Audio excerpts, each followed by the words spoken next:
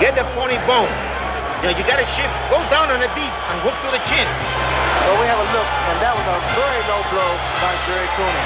Ain't nobody living more than you, champ. You work every day for it. Cooney very wobbly in the center of the ring, takes another right hand. Holmes knows he has his man in trouble, another right hand. And that eye is really opened up. Combinations of punches thrown by the champion against Jerry Cooney. This one is all but over. Cooney against the ropes. Mills Lane steps in.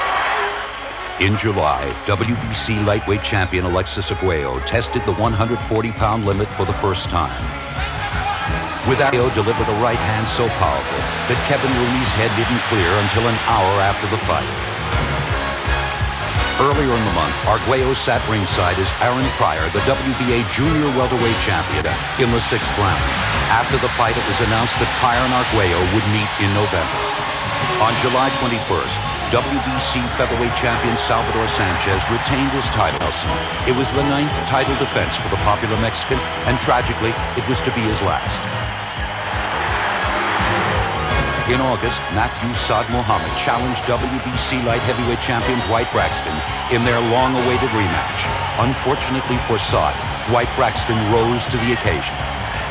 Combination again, and there go the legs once more. And another left hand, and there goes that Saad Muhammad against the ropes again. Bounces off the ropes.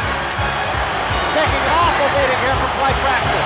Again, a close look from Carlos Padilla as Saad Muhammad reels into the ropes again. It's almost defenseless, and that is the end of it.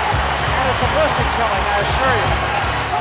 On August 16th, Tony Ayala, the promising junior middleweight contender, was arrested for breaking and entering this house in San Antonio, Texas.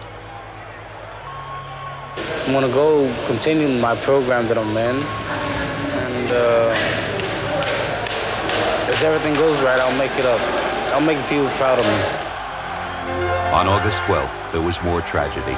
While driving to San Jose Iturbide to train for an upcoming fight, featherweight champion Salvador Sanchez was killed. He was considered by many as one of the greatest fighters pound for pound in the world, and his death in a tragic car accident sent shockwaves of sorrow around the world.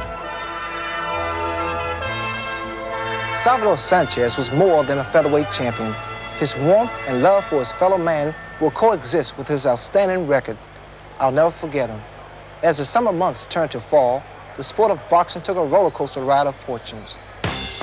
On September 18th, WBA light heavyweight champion Michael Spinks scored his 5th straight knockout in defense of his title. After the fight, an agreement was reached for him.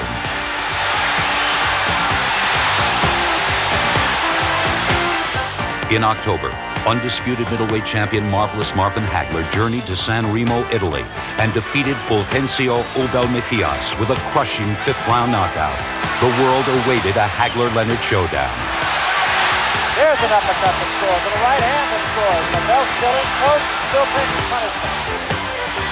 And another right hand, and down it goes. Another right hand from Marvin Hagler. People want to see it, Leonard. We don't want you to retire yet until you come with the marvelous one. Okay, it's got to be the big one, right? That is the biggest one. All right. In San Remo, the crush of reporters wondering if Sugar Ray Leonard would challenge Marvelous Marvin Hagler was overwhelming. I guess everyone was trying to figure out my decision. They found out soon enough. Talking about money, you talk about Fort Knox. And this is the only man that can make that possible. Marvelous Marvin Hagler. But unfortunately, it'll never happen. Thank you, and God bless you all. Just 3 days after the announcement, Aaron Pryor and Alexis Arguello met in the Battle of the Champions. It was the fight of the year. There's a hard right hand by Arguello, and Pryor did not take one step back. Tough kid. Give me that about it. When I mix. Pryor with a jab and a combination again.